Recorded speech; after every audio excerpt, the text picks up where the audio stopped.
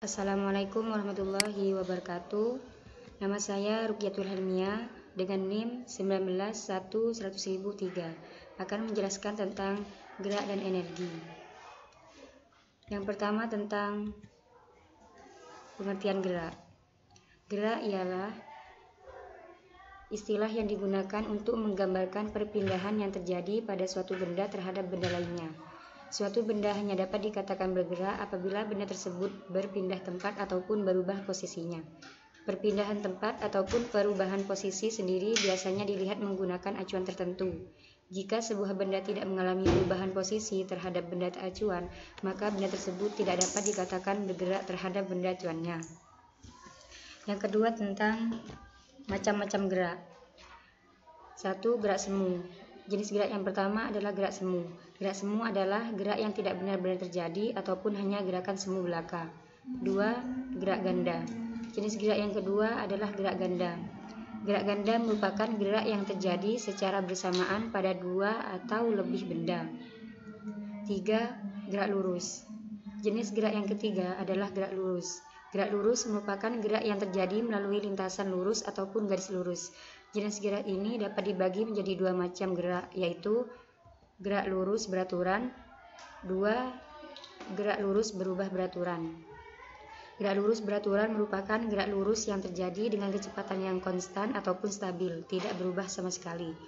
Gerak lurus berubah beraturan merupakan gerak lurus yang terjadi dengan kecepatan yang berubah-ubah ataupun tidak konstan. Yang kedua tentang energi.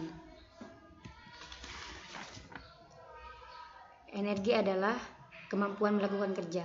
Disebut demikian karena setiap kerja yang dilakukan sekecil apapun dan seringan apapun tetap membutuhkan energi. Dalam ilmu pengetahuan alam, yang dimaksud kerja ialah usaha gerak melawan hambatan.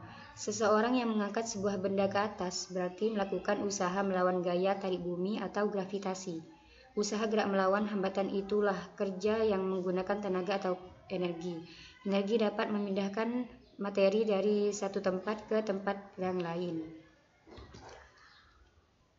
Macam-macam energi. Yang pertama, energi panas.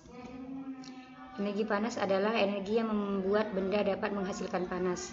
Energi panas pada benda terjadi karena suhu tinggi pada benda tersebut. Panas disebut juga dengan kalor. Selain dihasilkan dari benda yang bersuhu tinggi, energi panas juga dapat dihasilkan oleh gesekan dua buah benda. Energi panas dapat dihasilkan dari matahari. Panas dari matahari bisa mengeringkan cucian yang basah, mengeringkan padi hasil panen, dan menguapkan air laut sehingga menjadi awan. Matahari merupakan sumber energi panas terbesar. 2. Energi cahaya. Energi cahaya adalah energi yang dipancarkan oleh sumber cahaya, misalnya energi cahaya yang dipancarkan oleh matahari. Energi cahaya terbesar berasal dari pancaran cahaya matahari. Pada malam hari, suasana menjadi gelap karena tidak ada cahaya matahari yang menyinari bumi. Manfaat cahaya dalam kehidupan sehari-hari antara lain cahaya matahari dapat membantu tumbuhan dalam melakukan fotosintesis serta menerangi bumi di siang hari, dan cahaya lampu untuk menerangi ruangan. 3. Energi bunyi. Energi bunyi dapat diketahui melalui telinga kita. Bunyi dihasilkan oleh benda-benda yang bergetar.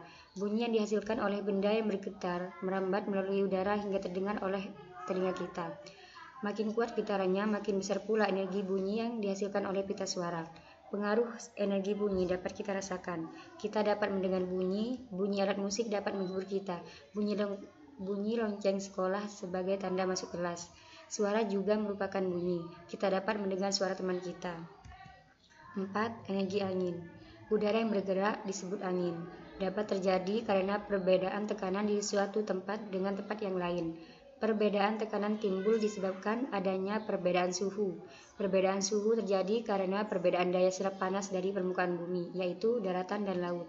Selama terjadi perbedaan suhu di permukaan bumi, maka akan terjadi angin. Energi angin dapat dimanfaatkan untuk menjadi tenaga listrik yang memiliki sikap yang sederhana, yaitu angin yang ditangkap oleh baling-baling energi putaran atau bisa disebut dengan energi mekanis dilanjutkan untuk memutar generator pembangkit listrik. Pengubahan energi angin menjadi energi listrik ini sangat menguntungkan untuk tempat yang memiliki angin yang banyak. Baik, mungkin hanya ini yang bisa saya jelaskan terkait energi dan gerak. Sekian dan terima kasih. Assalamualaikum warahmatullahi wabarakatuh.